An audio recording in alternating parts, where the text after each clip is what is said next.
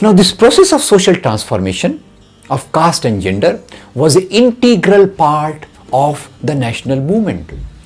We can say national movement had three components. One, to fight against the British power.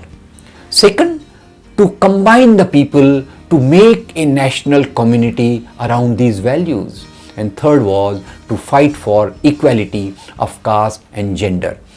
Here one must remember the immense contributions of Dr. Bhimrao Babasaheb Ambedkar, who led the Dalits to get the social equality. In this direction, he launched many movements. One of his major movements was Mahad Chaudhar Talab movement. What was this movement? This movement was for Dalits' rights to get access to public drinking water. Interestingly, when Dalits went to drink the water in the lake of Mahad, on the other side there were cattle which were drinking water, no problem. But when Dalits started drinking that water, they were attacked by the upper caste and they were attacked by those people who were opposed to this social transformation. After this, Dr. Ambedkar said, "You regard us as Hindus? Then why don't you permit us to enter the temples?" And that's why the movement of Kalaram temple entry began. And in Kalaram also, when they wanted to enter the temple was locked from outside and inside both. And there were people standing with batons to beat the people who will try to enter the battle. Seeing these two things, Dr. Ambedkar went for a third major thing, and that was burning of Manusmriti.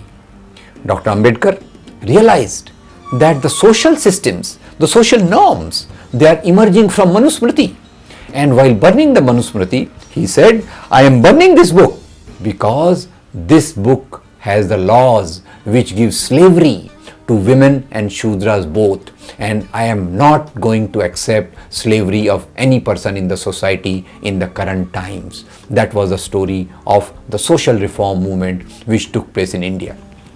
Now, as far as struggle against the British was concerned, all the people from Group A, Bhagat Singh, Gandhi, Ambedkar, contributed in their own way.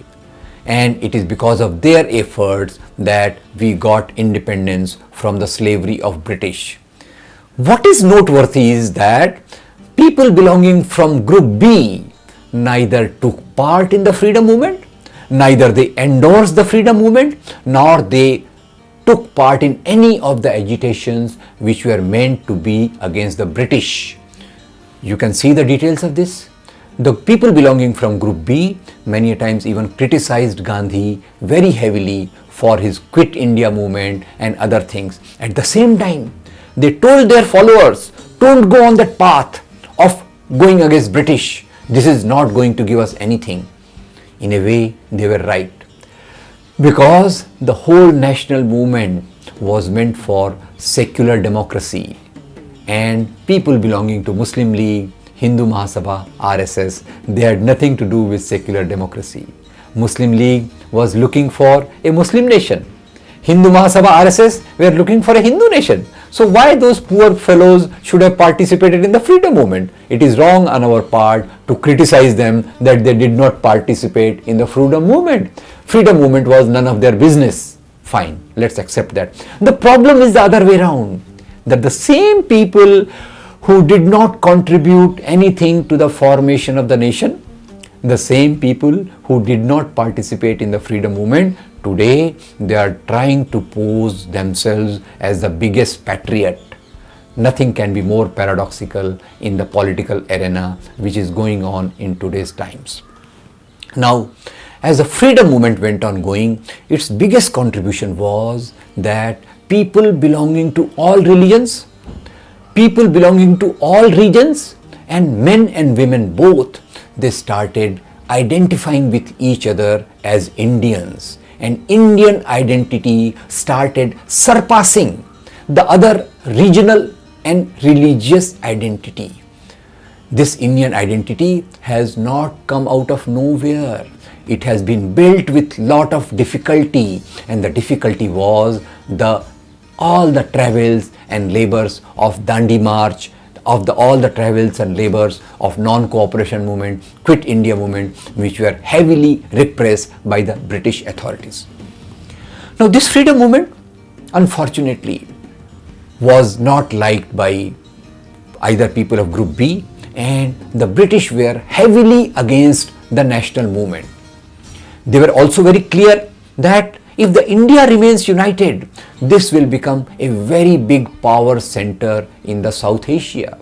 So they were also pursuing the policy of divide and rule.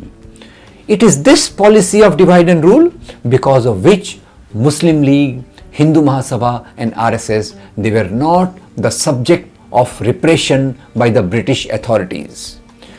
They subtly encouraged the actions of these particular political formations in their own way, and these political formations served the British interest in a very subtle way.